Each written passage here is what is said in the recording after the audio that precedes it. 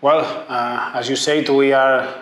the champions. សម្រាប់យើងគឺយើងក្នុងនាមជាម្ចាស់ជើងឯកគឺបានបង្ហាញនៅក្នុងរដូវកាលនេះគឺជាក្រុមដែលល្អដាច់គេនៅក្នុងពានរង្វាន់ Cambodia Premier League ហើយសម្រាប់យើងគឺគោលដៅរបស់យើងនៅក្នុងពីប្រកួតចុងក្រោយនេះគឺយើងព្យាយាមបង្ហាញថាយើងគឺជាក្រុមម្ចាស់ជើងឯកអញ្ចឹងគឺយើងត្រូវការធ្វើឲ្យបានល្អជាពិសេសការប្រកួតថ្ងៃស្អែកនេះគឺជាការប្រកួតប៉ះវិសាខាគឺបានន័យថាដដែលគឺយើងចង់រក្សាកម្រិតរបស់យើងលេងឲ្យបានល្អហើយឈ្នះការប្រកួតបាទចំពោះខ្ញុំដឹងថាត្រៀមខ្លួនមករំរហូតពេលគ្រូជំនួសកីឡាករដាក់លេង11នាក់ដំបូងសូខ្ញុំស្អែក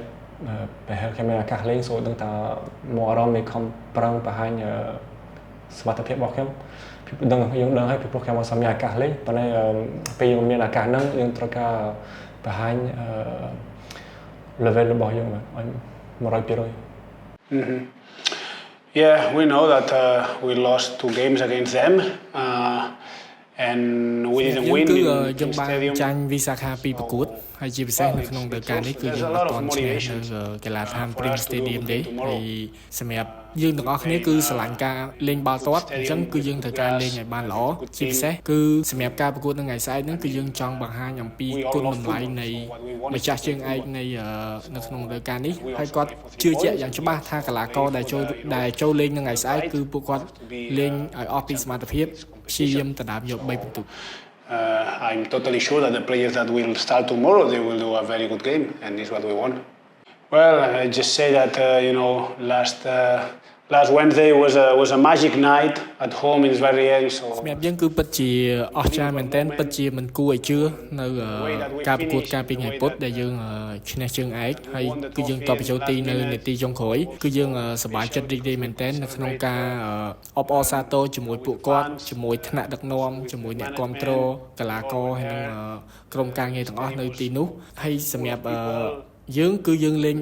ការប្រកួតរបស់យើងគឺដើម្បីអ្នកគាំទ្រអញ្ចឹងនៅពេលដែលអ្នកគាំទ្រសប្បាយចិត្តយើងក៏សប្បាយចិត្តដូចគ្នាហើយមួយសារទៀតនៅក្នុង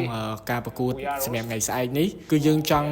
ផ្ដល់ភាពរីករាយទៅឲ្យពួកគាត់តាមរយៈការឈ្នះការប្រកួតនិងដណ្ដើមយក3ពិន្ទុជូនពួកគាត់នៅថ្ងៃស្អែក on the way that we play and yeah try to get the 3 points as well. We have some players that will not be in the squad because they have injuries, like Narek, like Kakada, like Pablo. ហើយសម្រាប់យើងគឺកីឡាករប្រមាណអ្នកដែលគាត់អត់ស្ថិតនៅក្នុងបញ្ជីការប្រកួតដែលពួកគាត់មានបញ្ហារបួសដូចជា Norea ដូចជា Kakada, Pablo ប៉ុន្តែ Pablo គាត់នឹងចិត្តនឹងត្រឡប់មកវិញហើយមានអ្នកដែលសួរជាច្រើនអំពីអាធួគាត់មានបញ្ហាមួយចំនួនរបួសនៅត្រង់ជង្គង់របស់គាត់ប្រហែលជាសម្រាកក្នុងមួយសប្តាហ៍ទៅ2សប្តាហ៍អញ្ចឹងបានមូលហេតុការប្រកួតមុនក៏អត់មានឈ្មោះហើយការប្រកួតបន្ទាប់នេះក៏គាត់អត់ទាន់រួចរាល់ដែរអញ្ចឹងសង្ឃឹមថាគាត់នឹងត្រឡប់មកវិញកាន់តែឆាប់ខ្ញុំមានតែ clay មានថាសូមអរគុណគាត់មក season ហ្នឹងគាត់ជួយ control យើងរហូតការប្រកួតអន្តរជាតិនៅក្រៅគាត់មកជួយ control យើងរហូតនៅស្វាយរៀងនៅសៀមរាបយើងលេងគេមករហូតគេមកជួយយើងលើកទឹកចិត្តយើងដើម្បីយើងមានកម្លាំងចិត្តចាំបានក្រុមស្វាយរៀងយើងខំប្រឹង